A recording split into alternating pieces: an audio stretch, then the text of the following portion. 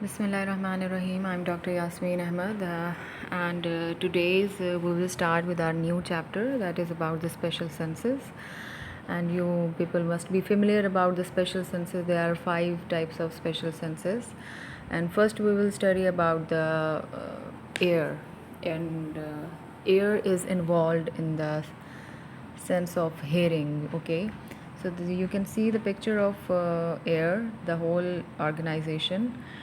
The ear organ basically is involved in the hearing, and it's also involved in the balance as well. It's supplied by the eighth cranial nerve that is known as the vestibulocochlear nerve, and the cochlear part basically is stimulated by the vibration that is caused by the sound waves. Okay, and you can see the ear has 3 parts: the outer ear, the inner middle ear, and the inner ear. And with the exception of this auricle, you can see the outer part, the pinna. The structure that form the ear are involved, or you can see are encased within the petrous portion of temporal bone. You can see the bony part around the middle and the inner ear ends.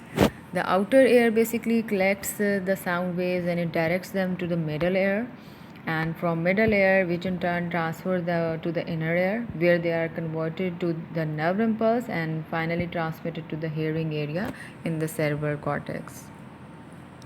So now we can classify this ear into 3 parts, as I'm telling you that it has 3 parts. The outer part consists of the auricle and the pinna, exposed part, the middle ear, and the inner ear. Middle ear contain the important 3 ossicles. By movement of these 3 ossicle bones, stapes, inscus, and medius, there's vibration is produced in the fluid. The fluid is present in the different compartment. You will see it later on, and the sense of this vibration is being sent into the major organ of corti, and from there the nerve cochlear portion is sent to the brain, from where we can perceive that sense of hearing. Okay, the inner ear has further 2 parts. It has the bony labyrinth and the membranous labyrinth. And the first we can see in the bony labyrinth, it has vestibule and the cochlea and 3 semicircular canal. We will later study about these 3 semicircular canals. Okay, and in the membranous labyrinth there is network of delicate tubes that is filled with the endolymph, comprises the vestibule that contain the utricle and saccule.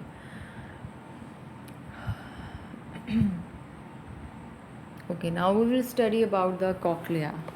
Cochlea basically it has the inner portion. It has 3 compartments: scala vestibuli, scala media, and media is also known as the cochlear duct, and the scala tympani. You can see the organization. You can further study basically about this organization from the anatomy lectures.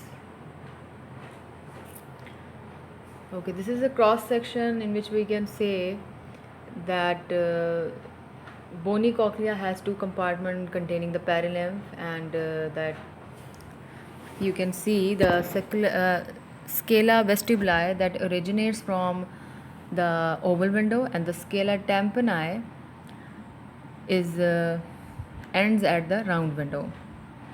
These 2 compartments are continuous with each other. In this picture you can see the cross section in which you can see the upper part is the scala vestibuli, the middle is scala media, and the lower is scala tympani. And these 2 compartments are basically continuous with each other. In the other diagram you can see the lower part is known as the basilar membrane, and this basilar membrane is also affected by the vibration of that sound waves.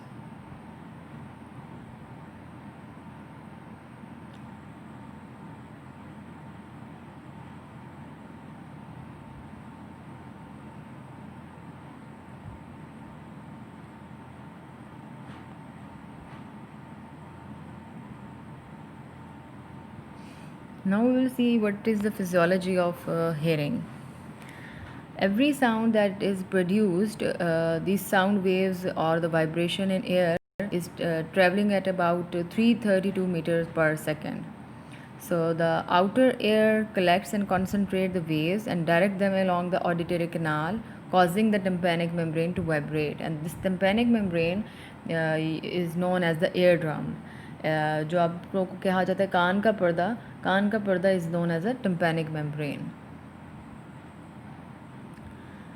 Okay, from in this picture you can see this. Again I'm telling you that you can appreciate about the oval window and the round window. In the middle section, outer air is on the left side, middle air is in the center, and on the right extreme side in the picture you can see about the inner air.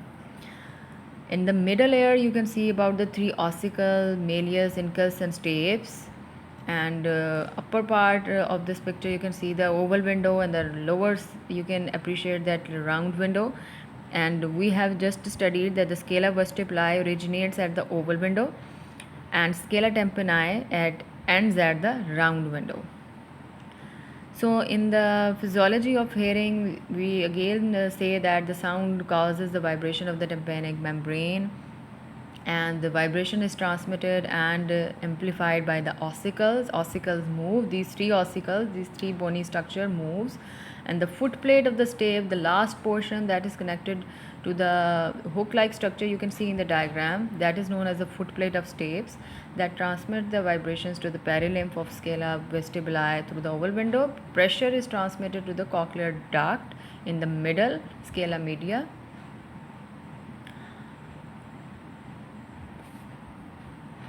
You can see this picture again when this the sound waves is passed or it is transmitted. This type of movement in the ossicle happens.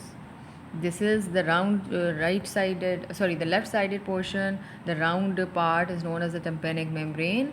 Then there is the malleus bone, incus, and then the last portion, this hook like structure to involved to the inner spiral organ is known as the stapes.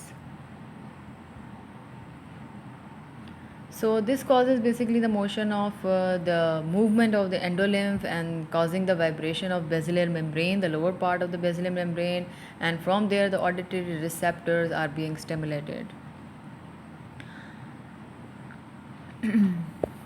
The fluid waves in the perilymph, I'm telling you it again, the fluid waves in the perilymph of scala vestibuli and tympani causes the wave motion in endolymph, and so there would be stimulation of auditory receptors in the hair cell of organ of Corti, and the nerve impulse passes to the brain in cochlear portion of the vestibular nerve. So the nerve transmit impulses to the auditory nuclei in the brain.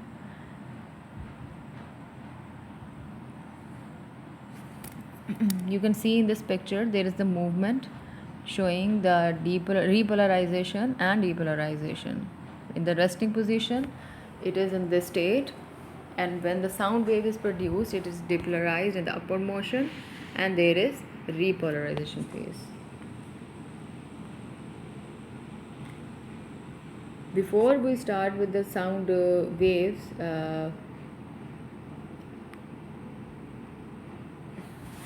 we can tell that the nerve transmits the impulses to the auditory nuclei and medulla, where they synapse before they are conducted to the auditory area and temporal lobe of cerebrum.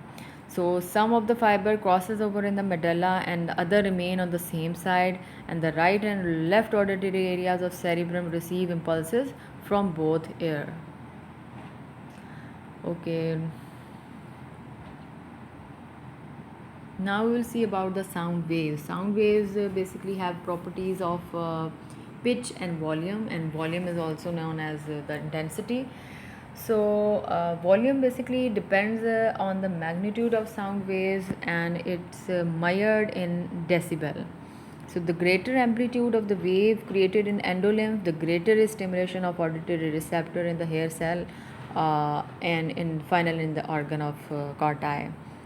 And the pitch is basically determined by the frequency of sound waves, and it's measured in hertz, and sounds of different frequencies stimulate the basilar membrane at different places along its length, allowing the discrimination of pitch. You can appreciate this volume and pitch, amplitude, and the frequency through these diagrams. Okay, now we will see about the physiology of balance. Physiology of balance, there is a part in the air known, we have just studied in the starting, semicircular. There are three semicircular canal present that is involved in the physiology of balance. Basically, organ concerned with the balance is basically semicircular canal, and the other is vestibule, together utricle and saccule together known as the vestibule. So, the semicircular canals have no auditory function, but they are closely related to the cochlea. You can see these are closely related to the cochlea, and it provides information about the position of head in the space, contributing to the maintenance of posture and balance. In this picture on the extreme right side, you can see the spiral organ known as the cochlea, and in the middle you can see the utricle part, dilated, and scule part. Together, the utricle and scule is known as the vestibule. The upper dilated portion is known as the ampulla of anterior semicircular canal, and from there you can see the extensions of that vestibular nerve, and the other from the cochlea there is the cochlear nerve extension. So the hearing is in the process of hearing, cochlea is involved, and in the process of balance and posture, these semicircular canals are involved, and the vestibular nerve have connection with this semicircular canal, and the cochlear nerve have connection with this sense of hearing.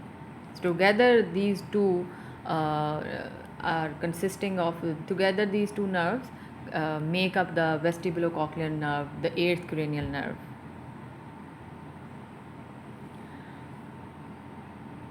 Okay, there are two types of receptor for the balance. First one is the macula, that is present in the utricle and saccule. It detects basically the linear movement, the straight movement. It detects the linear movement. And there is second is the receptor known as the crista ampullaris. It's present in the ampulla, the dilated end of semicircular canals, and it detects the rotational movement. I'm showing you this picture again, that you can see in the middle of this picture there is a utricle and saccule, dilated portion, together known as vestibule, and there is the macula receptor present on these, and the other is crista ampullaris, and that receptor is present in the ampulla of anterior semicircular canal. So the macula is involved in detection of the linear movement, and the crista ampullaris involved detects in the rotational movements. Okay, you can see this two diagram differentiating, in which the first one in the lady is in the resting state, and when she is in a resting state, the hair bundles are aligned straight, and the stationary section of the crista of horizontal canal, and when that lady is revolving around, there is the movement of those hair cells and hair bundles. You can see on from where she is moving, from right to left or from left to right, there would be movement of that hair bundles and these hair cells. Okay, the change of position of head basically causes the movement of perilymph and endolymph, which stimulates the sensory receptors in utricle, saccule, and ampullae. And the nerve impulse are transmitted to the vestibular nucleus.